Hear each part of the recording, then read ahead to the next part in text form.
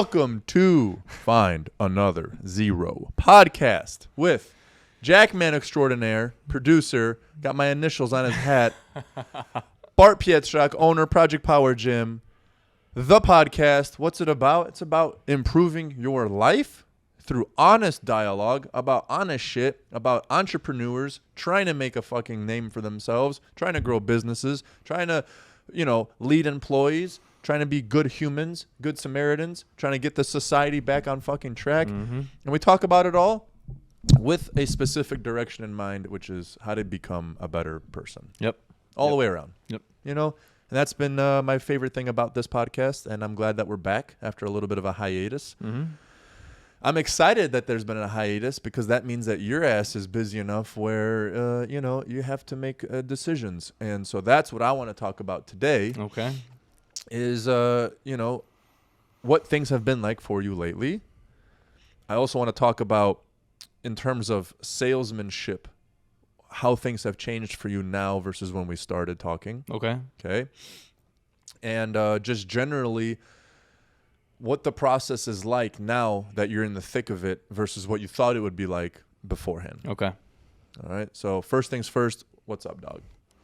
Shit's good, man. Just been busy as hell. It's just been nonstop. Like today I've got 2 more podcasts to record after this. Yeah. Nonstop, and I had some travel in between the last couple of months, and so that's the first time I've ever traveled with so much responsibility, like here at home essentially, and traveling here at home. What do you mean? Here at home being like leaving my business. Okay. Back here while I'm traveling. Even though I can edit when I'm whatever, but still had to do some moving around and such. Went up to Canada to visit a client. Went down to Miami to visit a client. How was Canada? Canada was cool. It was an interesting conference. It was about finding sovereignty in every way that you act and think. So there was a lot of conversations about separating Alberta, which is where I was at, from Canada. And what? Yeah, like a civil war? Yeah, like they want to separate. So and be Alberta the country? Right. What? Yeah. Holy shit. Maybe all this talk about civil war wasn't about us. It's about them. Yeah, that's it. So it's my client. That's Sean. What the conference was about, is the sovereignty of Alberta? Yeah. I just clicked in my mind what you said. The conference was about how to secede from the country and be its own thing. It was a big piece of it, and some of it was like maybe finding how to put your money out of Canada and get it into these different countries and getting real estate out of country, and then some of it was how to build a compound and go off grid within Canada. Some of it was, why the tax system there is absolutely fucking them, and so how to. Is it worse than ours? Yeah. I would say so. Yeah. Is it like higher? Well, like they're just, for instance, the carbon tax is they're continuing to raise taxes on how much gas you can get, and so obviously that trickles down to the truckers that have to drive, and now what they, their prices are going to be more expensive, and it goes and infests the entire society. But I guess to the Trudeau administration just thinks that they're saving the world or something. I don't, Yeah, that's crazy. So yeah, it's crazy up there, man. It's fucking nuts up there. Are there people, more Missouri or more California? They're more Missouri. Oh, and Alberta? Oh, they're way more Missouri than California. Yeah. Oh yeah. Because Canada, Trudeau. That's California as California gets. Like they're crazy for the people that support him, yeah. But like Western Canada does not fuck with Trudeau. But like the guy that I was driving up there with, and his mom passed away in the hospital, even though they have free healthcare technically. Like the amount of time it takes to get in there and actually get things done is so much longer now because it's free. So that's the most known thing about universal healthcare there is. Right. When I was a kid, I'd be going to Poland for months at a time, so that my parents couldn't really take care of me all that well. So they would send me to Poland for months. And like my grandma, I remember sitting for 6, 7, 8 hours hoping that a spot would open up that my grandma could get in and see the doctor. Oof. Because I remember like playing in this room for fucking extended periods of time. Sorry, I got real bad allergies. And dude, it was like a daily thing. Like, hey, we're going to go try again today. Hey, we're going to go try again today. Hey, we're going to go try again today. And because dude, the number one fact of the matter is people take what they currently have and they assume that it will not change. And then their ideals for how it should be will be added to how it currently is. Right. You know what I mean? Like, no, how it currently is will change if you add these new ideals, right? Oh, I schedule my appointment for 2 weeks from now. I don't want to pay for it. That's not how universal health care works. It goes, everybody is scheduling at the same fucking time. Yeah. So you have a 2-year wait before you can get your fucking Achilles surgery. Yeah. You know? Yeah. You won't have to pay for it, but you also don't need it after 2 years. So, that I think that's some common knowledge. I mean, what I don't understand with how much technology we have and how much Googling we can do and how many attempts at socialism and communism there's been. I mean, France, all these countries that went hella socialist, we've been seeing the riots. We've been seeing how shitty things get. We've been seeing the overthrows. We've been seeing like people coming into this country from Cuba and they're like, yo, we were in a country where they were trying to give everything for free and everything fucking went to shit. Like, don't do that. And we're like, nah, we'll do it better. Yeah, we'll do it right. We'll figure it out. You know what? There's certainly some rich people here who, there's a few of them at least, that think that communism is good. Run the tests. Like, divide your money up amongst, pick 100 people and divide your money up and see how it goes. Like, why don't you do that? It's almost a mute point at this point. At least I'm sick of talking about it because it's so obvious. We have so many examples. All those New York, I've seen videos from New York where they're like, this isn't our land. We should give it back to the people. And there's a dude with a microphone who says, okay, it's like, can I live in your fucking house? Like, how many people are you going to? Well, I can't because I have 3 children and okay, so someone else needs to house the people, but you're okay with, dude, guys, like this breaks down immediately. Yep. You can't, this has no water. Yep. But enough about that. I want to hear more about like your shit. Yeah. What? Tell me what you want to hear. Okay, so you're at the point now where things are hectic, right? And before you started a business, everyone's ever heard how hectic. I'm so busy. Everyone fucking is busy. There isn't a human that I don't talk to right now that tells me how bored they are. Everyone's overworked. So you tell me right now with how much you're working and how much you're doing comparatively to what you thought it was going to be. Yeah. I honestly, it's going to make me sound naive and kind of foolish, but like at the beginning, I'm like, I thought I could get away with like not having these 4 a.m. nights and these 5 a.m. nights and these no sleep nights. And that was not the case. Okay, so why did you think you could, and then why can't you? I think when I project myself into the future, I see myself as being more organized than I would be. And I do this for working out too. Like I see myself like fucking grinding through that, 6-mile run or whatever. And then when I'm in it, I'm like, holy fuck. Yeah. I do not have the motivation I thought I would have thinking about it into the future. Okay, so you're in the middle of it, mile 3, and you're like, I don't really want to do this. It's not, no. Well, when running, yeah. And if we're making a metaphor for the business, I definitely still want to keep doing this. Yeah. But it's, I'm loving it. Like it's building some grit. It's building determination. Like I love it. When we first started talking, when the podcast first started, one of the big adamant things that you and I talked about was the fact that you said once you start your own business, you're not going to set an alarm for when you're going to wake up. You said, I'm just going to wake up whenever my body says it wants to wake up. Yeah. Do you still do that? Fuck no. Okay. And now how you're laughing is how I laughed at you when you told me that. And you almost took offense to it. You're like, no, dude, listen. Like, okay, so why is that not the case? Why can you not do that? Oh, my gosh. I don't even know how to fucking describe it. But when I wake up in the well, for one, a real practical thing is when I wake up in the morning, my brain is more creative and it's just ready to work. So, that is just one point. Waking up at 10 or 10:30, whenever my body, like, and then things start piling up throughout the day. If you're waking up at a time, there's people that you're having conversations with and people are going to distract you and you're going to, all of these different things.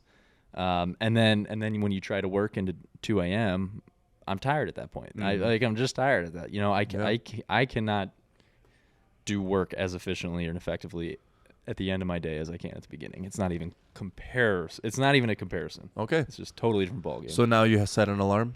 Oh, yeah. How early? 6 a.m. Okay. And then what's work time?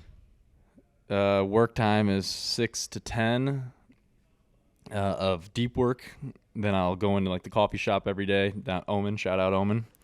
I'll go down there and I'll go upstairs, work for maybe 3 more hours, and then go get lunch. And then I'm probably recording a podcast after lunch at some point on any given day. And record the podcasts, finish up my work from maybe 5 to 8 or 9, and then get ready for the next day. Now that is without working out. Now I'm doing 75 hard again, so now I'm figuring out how to put those. Why did you decide to do 75 hard? Because that schedule just told me 6 a.m. to 8 p.m. straight. Yeah. That's Mark, the owner of Omen. He's become a good friend of mine, and so he just texted me. He's like, "Hey, you want to start this?" I'm like, "Not really." Perfect. Yeah. That's exactly why you should do it. Yeah. Yeah, because you don't have time to. Which forces. That's why the last time I did it was I literally got into that mode. I was sitting in my truck and I go, I legitimately do not have enough time for what I currently have on my plate. Okay, that must mean I need to strategize. I need to create. Exactly. Now I'm getting organized, and it's forcing organization, and I really like that. I talked to somebody just the other day, and they asked me how I was doing. And I go, I'm teetering on the edge of dead and amazing. And they're like, they didn't really understand that. I go, listen, the only way to reach your full capacity in anything is to take on more than you physically can, right? So I have to stumble to know that I'm doing as good as I can possibly be doing. Because if I'm not stumbling, that means I still have something in the tank. Mm-hmm. If you're running as fast as you can and you're not stumbling, that's not as fast as you can run. Like, you can move your limbs faster to the point where you lose balance and you lose comprehension of your limbs. Like, you have a little bit more to give. So it's this weird thing, and I think now you can relate to what I'm saying more than you ever could have, is you're not okay because everything is crazy, but you're okay because you know you're doing as much as you can possibly be doing. I'd be a lot less okay if I felt totally okay, because I know I would be consciously making a decision not to do as much as I can do. Mm-hmm. So, for example, you work out, you go to the bench press, and you put 25 pounds on each side of the bar, right? You put a quarter plate, and you rep that out. Hey, are you okay? Yeah, I'm okay, but I'm not okay because I don't feel strong. I don't feel like I'm doing anything while I'm here. I'm literally just spinning my wheels. Yeah, but Bart, you're working out. You're doing something. Look, you're doing reps of bench press. I'm not, though, because I could be doing so much more. Now, you put 315 on the fucking bar, and you struggle your ass off for 1 rep. Bart, are you okay? Oh, my God, I almost killed you. Oh, my God, it's the best fucking day ever. I just PR'd my bench press, bro. Holy shit. Bart, you only did 1 rep. How can you be proud of yourself? I almost lost it, but I got through it, and I racked it, and I did it. That's as much. I leave today knowing that's as much as I could possibly have done. And no one fucking tries that PR, dude. So many people right now are set on the 25 pounds on each side of the bar, make it look like I'm doing it, make it look like I spent time doing it, and somehow I'll have the same satisfaction as the guy who almost killed himself in the fucking gym. You're not, ever. And I don't care how many days in a row you try to do that 25 pounds, you're just never going to feel the satisfaction as the guy who almost lost it all. And that's entrepreneurship. Not even that's self-development in a nutshell. If you don't feel like you are literally on the teeter edge of losing it all or breaking down or not having enough time or not being good enough, you won't feel satisfied. Because when you feel like you do, and then that fucking podcast episode just goes great, blows up, right? The conference goes awesome and your name gets dropped and you get 2 more clients. Like, when those things happen, you're so proud of yourself because you managed as good as you could have possibly done in a position that's given everything you've got. You know what this reminds me a little bit of, like when I was at a fighting gym. Well, for at least the people that at this gym, you didn't just get respect for showing up, which I think a lot of people want to be like, oh, respect to you for at least even showing up to, get your ass beat. You got respect when you started kicking people's asses. Mm-hmm. Like when you have done the repetitions enough to get to the point where you're capable of that and pushed yourself beyond what you were. So getting able in there to and getting originally. your ass kicked wasn't respectable. Not in the way that like most people I think would think. Yeah, they were like, hey, I'm glad you're here, but it wasn't. You didn't get respect until you beat people up. Like at least in that gym, and that I walked away from that. Yeah, I liked that a lot. From the outside, if you're on the outsider of the gym, then you're like, oh my God, you went in there. You're a fucking beast. But those who are in there, they're like, you're not a beast yet. Mm-hmm. Showing up isn't anything. That's the easy part. And again, that just goes to show you, though, that no matter how you're feeling right now, bro, like 2 years from now, you is going to feel that same way about current you. Yeah. And that's a way to stay, I don't know if the word is humble, but grounded at least. Because when you're young and you accomplish a couple of things, let's say that bench press, and let's say your first 50 clients, when you start accomplishing things, I think adolescence is all about trying to create enough confidence in yourself to be like, I know what the fuck I'm doing. Why? Because childhood and teenage years is all about, I don't know what the fuck is going on. I'm just trying to put my feet down on the ground. And you don't really have a lot of traction. You don't have a lot of success. You have some, but, either it's your parents patting you on the butt or your teachers. You haven't really created it on your own. Mm-hmm. And when you do start creating something on your own, I think way too many kids, and I did this, and everyone I know who's, the same process has done it, they fucking, they think they know everything. They got it. They figured it out. I know all the theories. I know what you need to do. I know how you need to do it. And it's because they don't have the humility to understand every year when you're self-developing, you're going to be better after a year than you were before. So what I think I know now, no matter what, if I continue to develop, won't be everything that I know. And part of what I know will stay, and part of what I know will be wrong. So you never really know which part of what you know is wrong. Yeah. Right? So you could even have success in what you're doing now. But let's say that the way you're doing it or your mental concepts have a very strong ceiling. And they're not wrong, but for your ultimate PR, they're not good enough. So you'll have this theory that does work to an extent.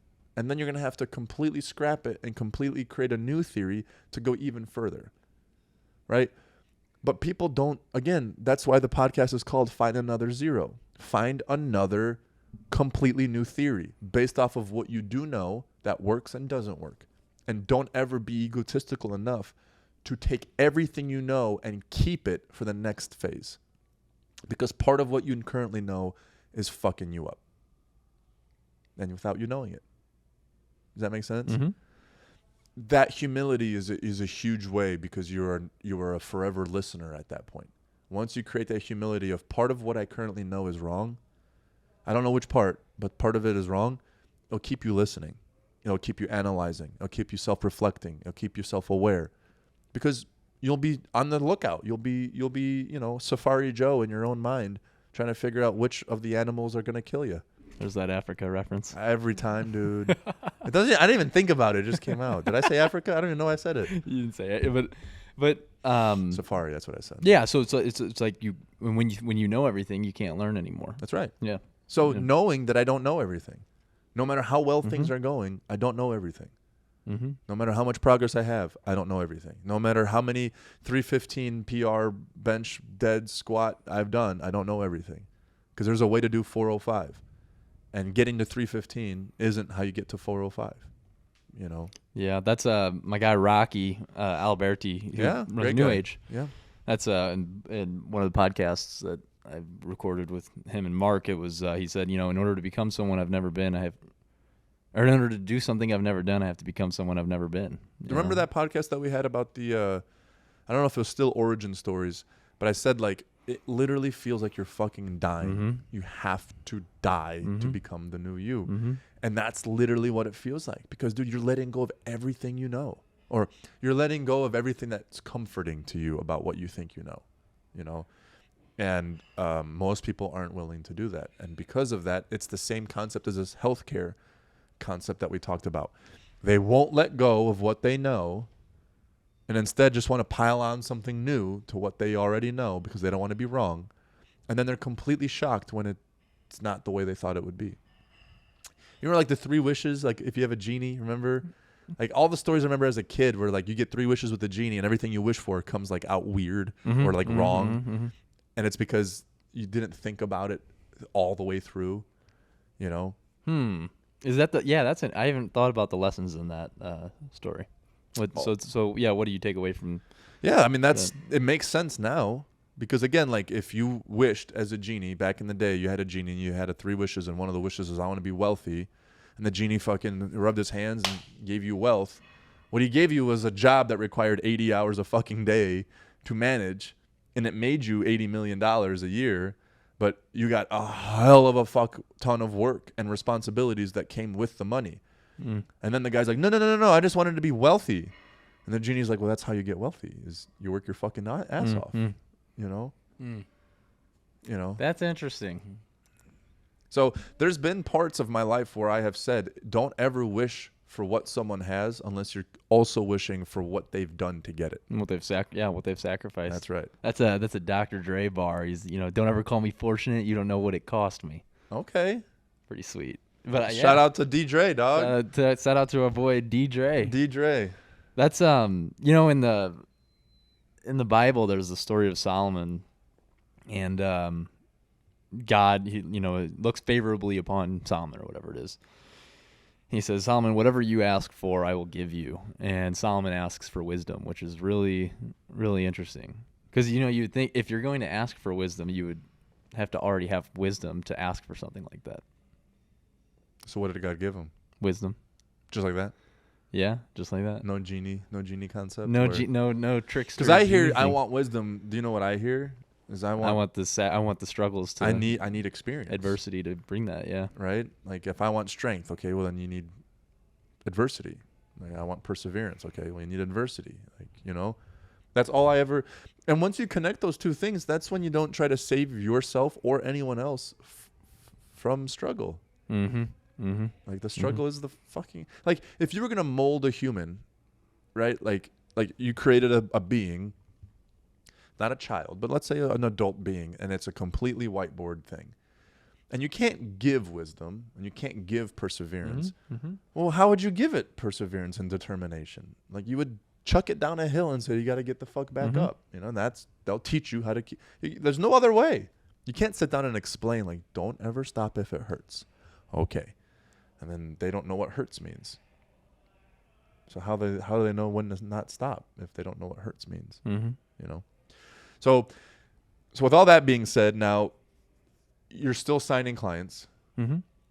So salesmanship, and projecting yourself to get someone else to say yes. Like, how has that changed from day one to now? I don't know at what point I started. Maybe I've been doing it from the beginning, but I don't have to. I just have people reaching out to me. That's right. Like I just do a story on my Instagram of when I'm recording someone. That's about it. That's it, right? Yeah, that's about it. We had that conversation. Yeah. We had that conversation. I know we did. Oh, yeah. I said, that's all you fucking need to do, right? So do you have different packages to sell them? So once they reach out, they don't just say, here's X amount of money, what can I get for this? So how do you approach them and say, okay, what is it that you're trying to do? Like, well, how does that whole process work? I haven't onboarded someone new. What a lot of it's been is more work for clients. Okay. So for the already existing clients. But yeah, I have not made packages yet. I haven't even been, it feels like I haven't had the time to even work on something like that. Like I've just been recording, editing. So how do you come up with how much these people pay you? I came up with it. I mean, I guess I just started with like, here's my rate and see if people buy. And then some people would be like, yeah, that's great. And then I would raise it a little bit and try to provide as much as possible and then see if people, Yeah, but what do you base that on? How many? I mean, because like the Canada guy records 5 episodes of fucking. Yeah. So I based it on a few things of like, part of it is time that I'm spending on it. What hourly rate I would I've decided my value is, and part of it is on the outcomes that we're producing of like what is the scope of this project and what do you want to achieve? Are you trying to get millions of people from this? And if we are getting millions of people watching, is that worth X amount to you? Those are like the two main things I'd probably just basing it off of. Okay, and then as you've gotten busier, has your rate increased? Mm-hmm. Yeah, that's generally how that goes. Mm-hmm. So you still haven't had the need to really take, because there's a lot of what's called low-hanging fruit.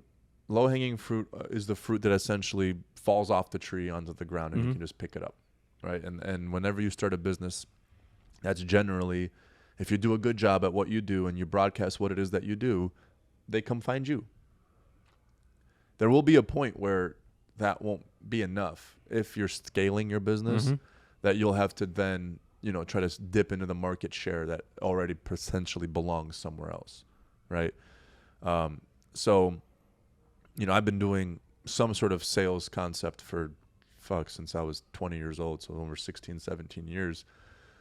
And, now that kids generally, the generations that have come up behind me, have less and less ability to speak to people, I find it interesting, like how sales are going to change moving forward, because the face-to-face ability for a person to just not persuade or convince, but portray something that they have of value to get someone else to want it, is intriguing to me. Mm-hmm. But the thing that I'm really optimistic on in this business is that the case studies and the ROI is so easily presentable. Like I can so easily show this. We just grew these guys from 0 to 10,000 subscribers. We also,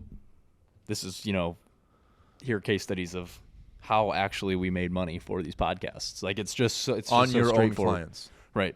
So case study meaning you just show them the results that you've given people. And have you done that? I haven't been able to. Yeah. So I've got maybe like 5 people lined up that as soon as so I don't know if I told you this, but I officially have a full-time editor coming on that I know at a personal level I've worked with before. We've done a podcast together. I've seen how he works. Like it's going to give me a lot of peace of mind. But good. Well, someone was supposed to come and like do this for us. This production stuff. That's my buddy Jake. That's more off in the future, and that's not so much like that was not as important to me as finding an editor right now. But essentially once I have an editor full time, I'll be a lot more confident in being able to go out and pick up these 5 people that I'm have in mind that are wanting to start it, but I haven't been able to like give them the proper time and attention. So you're not trying to force them in without having the infrastructure to. It would fall apart if I brought in more people. People would be not getting what I promised to deliver, and it would be terrible. So again, is it one of those things where you pull the trigger, take them on, and it forces you to grow, or do you grow without their income and then have a space for them to come into? That's, I guess, I'm participating in the latter. But regardless, it'll force me to grow because even after a couple more clients, my editor is not going to be able to handle. We're going to have to expand and we're going to have to grow and figure out how to do that. Yeah. And that was my question to you many, many episodes ago about like, okay, what are you building and like, where's this going? And you're like, I don't know. I know I have a lot more clear of a vision now. Do you? Mm-hmm. Okay. Like I want to build the next Barstool, but not with a bunch of fucking shit. Like really important messages that Barstool was just an Instagram page, wasn't it, for like funny sport videos? So I need to figure out how they started actually, because I don't even know what the fuck they do. To be honest with you, I have literally no. They just talk about crap like pop culture and all this. It's a podcast? Bullshit. It's a whole network. So they have like 10 or 20 different podcasts within their network. They have YouTube shows. They have X, Y, and Z. It's an entertainment network essentially. For sports.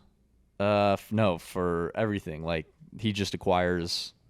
Do you ever remember that podcast, Call Her Daddy? No. So it was 2 chicks that were talking about having sex, and so like that was in there. It's all kinds of just pop culture. Okay. Sports has been there as well, I think. But yeah. It's a bunch of fucking crap, though. It's just it's not important messages. And so what I realized that I'm doing is by bringing in each of these different podcasts, I'm building a network already. And these are important messages to be had and put out. And so that's kind of what I want to do. I want to build like a fucking real valuable network for people to go to watch. Love that. Yeah. And the more clear you get on your vision to yourself, the much easier time you'll have of getting people to buy in and want to do the work with you. Because again, like I noticed started that, yeah. Dude, I mean, they're not you. They're not building their dream. They have a talent and they have no idea how to use it or where to put it. So you have to give them something to attach to. So fucking true. That's it. Yeah, so true. That's it. You know. Plus, in our minds, it's like I can't even fathom why someone would want to work for somebody else. Yeah. But wouldn't you want to work for someone like you? So now I understand why I have a team. Because I'm trying to be the guy that I wish I could attach myself to. Yep. Right? The only way I would ever work for someone again is if I would work for someone like me. And that's when you can be very honest with yourself. If that's true, you're probably doing a really good job. Even if it doesn't seem like it, even if you fuck up, even if you have screw ups, if you can look yourself in the face and be like, I would fucking love a guy like me. And be honest, because it's not just it's not nice. It's not, overly accepting. It's not low standards. It's not no turmoil. It's not no arguments. It's a guy who's fucking actually trying to create something and actually using people in their best capacity in a way that they feel loved and pushed to be the best certain of themselves,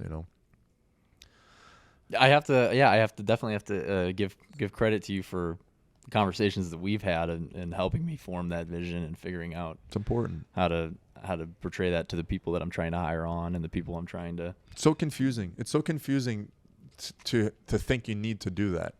Because in the vision, you're like, yeah, I have a vision, giant. Like it's everything that we can possibly do, I want to do it. Like, dude, that hasn't never worked once for me in my entire life.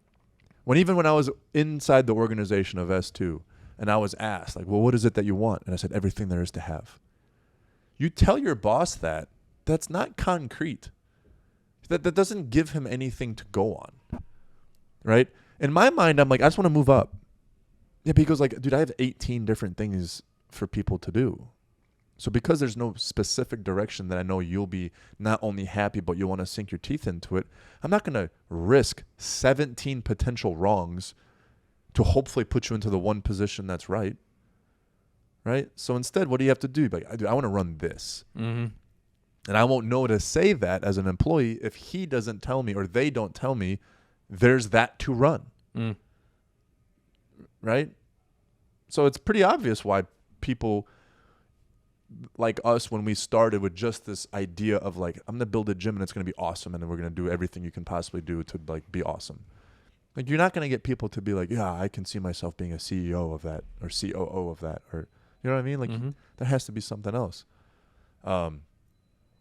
And as a visionary type person, you owe it to yourself to sit down and really break that down, just for your own sanity. Because again, your vision you don't know what to say no to, you don't know what to say yes to, and you don't know if you're saying yes to, it's maybe not the thing I want to do, but I can see how it connects to the vision, and I'll say yes. Versus like, oh, that doesn't make any sense to me. Like it does if you actually thought about it, but because it's not directly correlated to what you think, like. That's how you get more out of your employees too, dude. It probably took me until literally last year to stop getting frustrated that other people couldn't see my vision. Yeah. Like literally last year is probably when it started to come around and click with me. Like, yeah, I can try to get these people to understand exactly what's going through my head, and what I am seeing is a beautiful thing that is going to be amazing. But yeah, it's because you got to think like. I'm still learning this with my crew about how much communication is necessary to keep them at 100% motivated level, right? Because, dude, there are so many aspects of running something that no one has any idea about. The smallest decisions of like paying for this, when to pay for this, when to risk an investment over here, when to say no. Like, there's so many things. So your mind is constantly going 100 miles an hour all day. You're having 15 different conversations in 15 different directions with 15 different people. But the employee that knew about that one piece and hasn't heard about that one piece in 3 fucking weeks assumes nothing's happening. They assume, not because they have any ill intent or they don't believe in you or they don't trust. It's that the thing they care about doesn't seem like a priority. But you, as the leader, have had 4 different pieces of information about that one thing. Now, none of them are in execute order, meaning they're just learning little bits of information. They're setting up phone calls.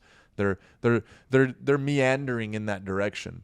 But because they're not like a concise pull the trigger, yes, we're doing this thing now that I told you about 3 weeks ago, you don't seem you completely forget to be like, hey, brother, remember that thing we talked about 3 weeks ago? Here's an update on it. Because technically nothing has happened. Mm-hmm. I've set up a phone call. I've done this. But to them it matters because it's relevant. There's progress. There's movement. It's alive. You know it's alive because in your mind you've been dealing with it for the last 3 weeks. In their mind, they haven't heard about it in 3 weeks. Right. And it's and then there's sometimes animosity because you're like, motherfucker, could you just trust me? And when it's done, I'll let you know. But like, you don't get that privilege because they're not with you all fucking day. They have their own struggles and troubles and they're trying to, do their own thing. And that little fire about that thing you talked about 3 weeks ago sometimes is the thing that they use as the perseverance to get them through the rigmarole of every day. And they haven't heard an update about it in 3 weeks. And then their wife asks about it. And then their mom asks about it. And then their cousin asks about it. And they go, I don't know. And then they say that enough times, then they're like, I don't know about this. Mm-hmm. You know what I'm saying? Mm. We don't think about that. We don't think about the tree of information. How do you manage that? You have to be very, very diligent with your fucking organization. And I am the least organized human ever. It's all in my fucking head all the time. And I've been recently called out by one of my best people in the most positive, loving way, but a call out nonetheless. Hey, dude, you have forgotten about a couple different things. And I'm just letting you know, like, that's not a good look, bro. It's not a good look that no one doesn't think you're doing shit, but forgetting is forgetting regardless, right? Going into the boxing ring and getting your face kicked in is getting your face kicked in. There's no other way to paint that picture. And there's nowhere for me to run because it's true. So, like, being humble enough with yourself and your own ego to be like, that's right. I need to organize myself to the point where I have a regular state of communication with these guys. And I have to be honest about the thing that is actually happening. Because the other flip to this coin is, as the leader, you always want to paint the best pictures for everybody. Or make little things seem bigger than they actually are. Mm-hmm. Right? Because, like, if I go into a meeting, I'm like, hey, man, we got a phone call with this company. Oh, dude, it's going to be awesome. But in reality, it's just the first consultation phone call. Like, it's not that big of a deal. But now they're excited because they think the next time we talk about it, there's going to be some trigger pulled. And then instead, I'm going to have to make up a reason why I didn't pull the trigger. You know what I'm saying? Like, just be honest. Hey, guys, this is the update on this right here. All I've got so far is a phone call with these guys. It's an initial phone call. We'll see how it goes. I'll let you guys know next week after I have the phone call, right? That is an honest expectation, but it also gives them the peace of mind knowing the truth. And then they don't have to question anything because they know the truth. The truth is half as exciting as a lie, but it's 100% what it is that they believe is happening. And then they don't question you. The worst thing as a leader is when they start questioning you. Because in your mind as a leader, you're like, well, I didn't do anything bad to you guys. But lying about good things is bad to us. It's not the truth. You're creating false expectations that never get met. And so, you're not yelling at us and motherfucking us all day, but you're also saying shit that's not true, the opposite direction, which is just as bad for trust. And yeah, we've talked about this before, of like having a friend that I have that does the same thing. And it's like, I don't know when I don't know when to take that compliment, so I just don't take any of them. That's anymore. Right. Yeah. That's right. And the worst thing you could have as a leader is a surprised staff when you actually do something. When they're like, "Oh, that's so sick. We didn't even think that was going to happen." Mm. And you're like, "What do you mean you didn't think it was going to happen? I told you 8 times when I'm doing it." Yeah, but you say a lot of things are going to happen. Oh, dude. Thankfully, I haven't had that happen, but I can see how that could happen very, very fucking quickly. I forget a couple things here and there, a time frame. The problem, and I think in leadership is honestly portraying time frames. If you're going to take one fucking thing out of these videos as a leader of anything, give honest time frames on things. You know what's so funny is at a micro level, when organizing my time of like how long is this edit going to take, vastly underestimate how long each one takes. That fucked me for a really long time. Yeah. Yeah. I'll do this for 3 hours, then I'll be done. It's like 6 hours later. Yeah. Yeah. So then that's what you do to your staff too, right? Like, okay, I plan by January of 25 to have 3 more locations. Like, yes, in a personal development standpoint, they're like, aim for bigger so that you can, get it. Yeah, but for a fucking staff that's physically thinking that's going to happen, when January rolls around and we're fucking close of even opening 1 more, like they're not gonna listen to any of these exciting fucking things that you have coming down the pipe, So instead, time framing it honestly, and if you don't have an honest time frame, don't give one. Instead, say, this is my goal. This is something I'd like to do. In order to do that, let's break it down into these 15 bite-sized chunk pieces. I need this first one done in 2 weeks. And now they go, okay, this piece of paper I have to create for my processes, for my department, equals 3 locations. But I have 2 weeks to execute this piece of paper, and then I have another X time frame to execute the next thing, and then the next thing, and then we will end up with 3 more locations. But I won't lose the team when January rolls around and we don't have 3 fucking locations. For 2 reasons. Number 1, I never said it was going to be January. And number 2, if along that path where I have given specific deadlines for things to get done and they didn't get done, I can very easily be like, bro, I told you I need this shit by May and it's not done. So why are you surprised that we don't have the locations yet if that shit I asked for you in March still hasn't been completed? You know what I mean? Mm-hmm. That's what I have to get really good with. Because self-motivated, ambitious people get shit done as fast as they can get shit done. I don't need a deadline. But even that is a bullshit theory, because if you give me a deadline, I'll probably get it done faster. Because I get shit done. That is the superpower. So you get into this confidence of self where you go, I don't need deadlines and I don't need structure because I'm doing the best I can all the fucking time. I call bullshit, because if you lay down on that bench press and I give you 225 and I say just do as many as you can, you'll do as many as you think you can. And there'll be 12. And then the next day I say I need you to do 15, and you'll do 15. You'll figure out how to muster a couple more when you have a strict fucking deadline. And that is a lesson that people like you and I need to really fucking take. Even though we're the ones creating the deadlines, we have to give it to ourselves. Mm-hmm. Mm-hmm. That's the next piece of all this is like you just keep tearing yourself apart. Keep tearing yourself apart and then keep building the parts that are broken. Keep tearing yourself apart and then keep fixing the parts that are broken. It's this continuous thing.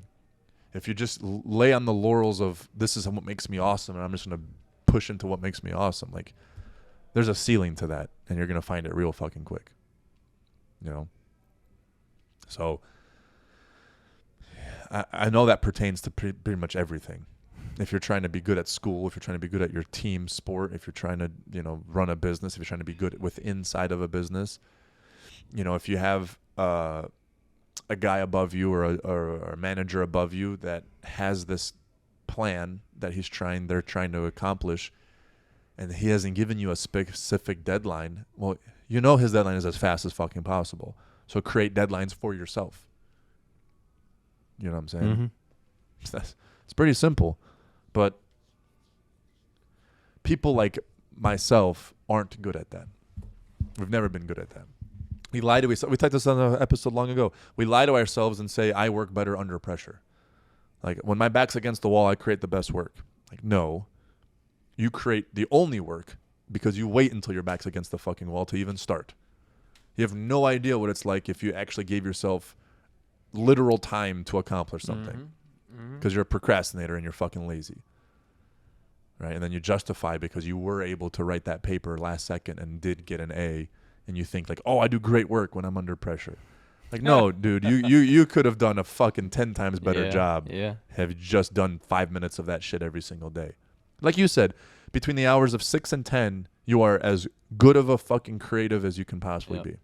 You keep working from 10 to 8 p.m., right? So for 4 hours, you're a superhero. And then for 8 hours, you're pretty good.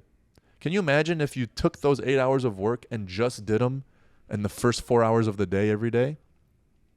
All you would produce is superhero work. But instead, everyone's like, no, I'll just wait till the last second because like when I have to do it, I do really good. Like, no, you just get it done. That's 100%. That's it. 100%. That's it. So, yeah. How many times have you done something, and then when you had done it over multiple periods of time, the second time you look at it, you're like, oh, all of this was shit. Oh, absolutely. You know? Oh my God. There's been so many times where I'm so proud of the work I did. Yeah. Like legitimately. And then I'll like either go back and look at it or have to do it again and be like, dude, this was junk. So bad. So many errors. So many like little shortcuts I didn't even think I was taking. But now that I have time, like I will take the time to do it correctly. You know what I mean? Like time is such a valuable resource. To believe that it's not important in the creation of something is insane. Yeah. Is insane. If you're telling me you have 1 hour, you can either walk this path and there's this beautiful fucking waterfall and these amazing animals and all this shit. And then this path, it gets you right there real fucking quick, but it's just through mud. And you only have 1 hour. You're not going to take the long way. You're not gonna experience the waterfall. You're literally gonna walk through mud as fast as you can fucking walk through mud, and you're gonna arrive at the same point as the person who walked the long way, right? Maybe you walked it and you got that experience that was completely fucking different. How much more does that person who gets to walk and look at the animals and watch the waterfall and sit and listen to the birds and enjoy that path and get the most out of it when they're 65 years old? What kind of stories do they have to tell? Versus the guy who's like, yeah, life is just mud. You know, you get where you're going, but it's just muddy. And then the other guy's like, life's amazing. You get where you're going, but there's so much in between. Because he gave himself enough time to walk the longer path. You know what I'm saying? So, stop fucking procrastinating. Coming from the biggest procrastinator and known the man. You know? Yep. So, I resonate. What time we got? Just about there. Okay. How about real quick before we end this? Shout out to Will Bates. How'd the golf tournament go? Dude, the golf tournament was incredible. We sponsored a hole number 3. It was fucking awesome. There were so many people. The weather held up just good enough, but it rained for a little bit. Then it got cold, and it got hot as shit. And then, so everyone that we met yesterday, incredible. Thank you so much for participating in Will's foundation. That's actually what made me want to talk about sales today, because we weren't selling anything at our booth. We were just trying to like get the name out. But you know, you're there for like, there's these teams of 4 are playing a scramble. They're there for golf, obviously.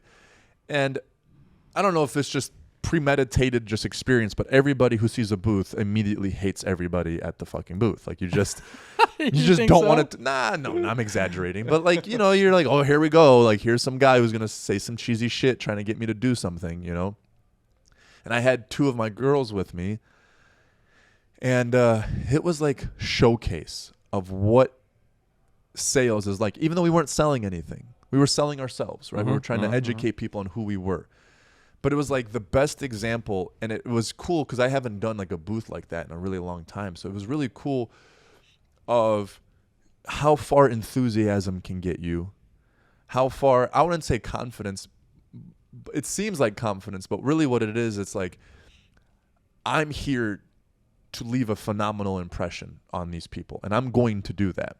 And I'm not going to give them a chance not to have a phenomenal impression of me. And it's barreling through So like, for example, we made golf towels for every single person participating in the entire, right?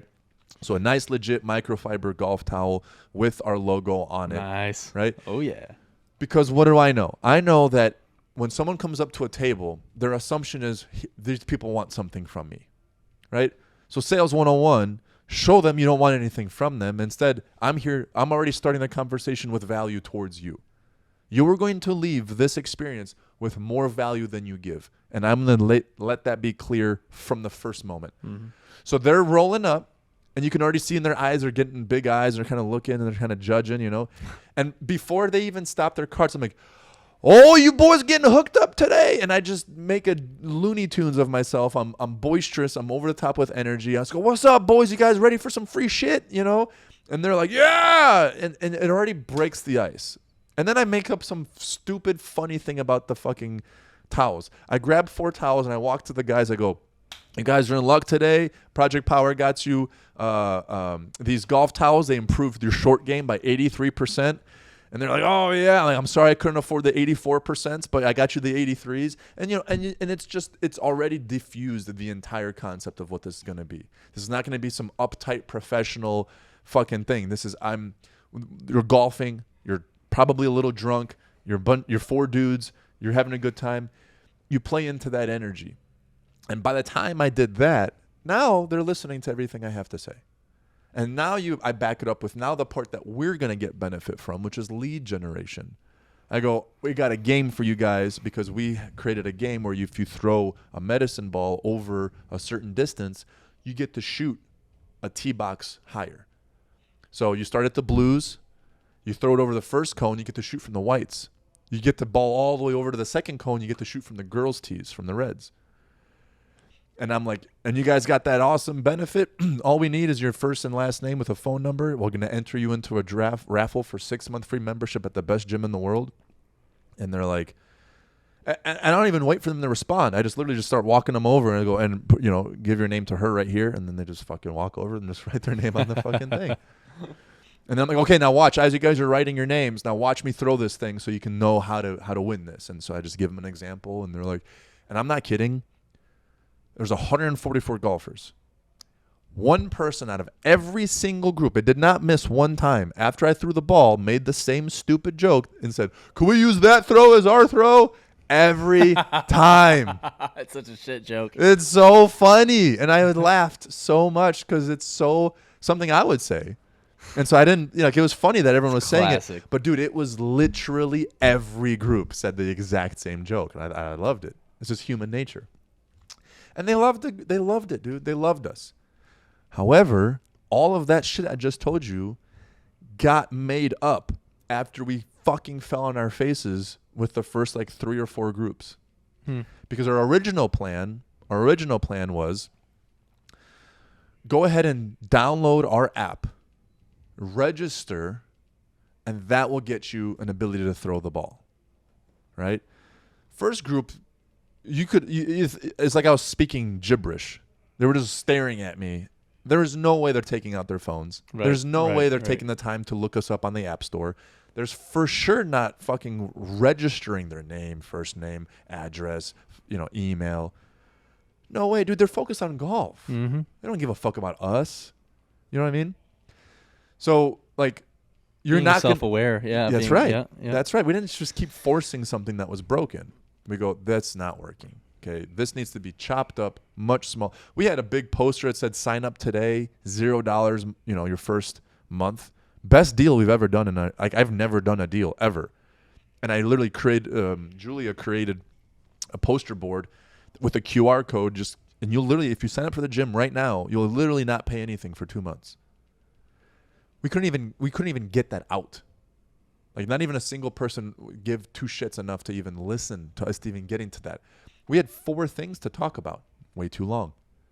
They're thinking about their drive. They're not giving a shit about all of me. Right. So, again, we had this concept going in with all this information and options and blah, blah, blah, blah. And we found out super quick, this isn't working. Market's telling us that we didn't get it right. We didn't do the towels until after. So I'm like, scratch. What do these guys care about right now?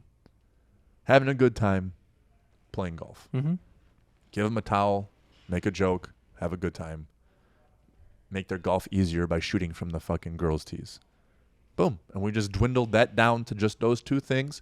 We said, we're not going to sign anybody up for the gym today, but we're going to leave such an impression with 144 of these people that we're going to sign up 3 times as many later.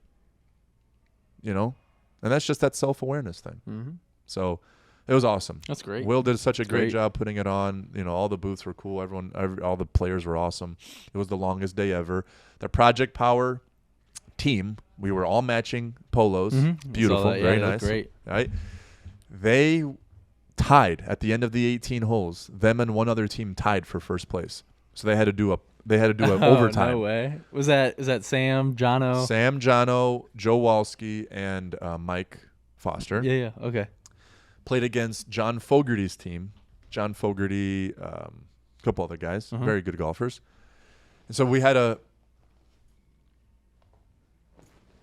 to do a overtime playoff. So they, at the end of 18 holes, the Project Power team and their team were dead even. So they played the first hole all over again, tied that hole. Played the second hole, tied that hole. Played the third hole, tied that hole. On the fourth hole, they won. Wow. Yeah. So we unfortunately got second place 2 years in a row.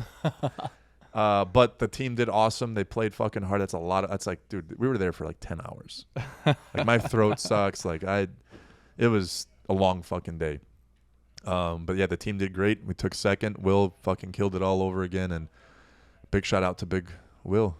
Will be inspired. Fucking tank. Donate to the veterans. That's it. Cool. All right. See you. Peace. Bye.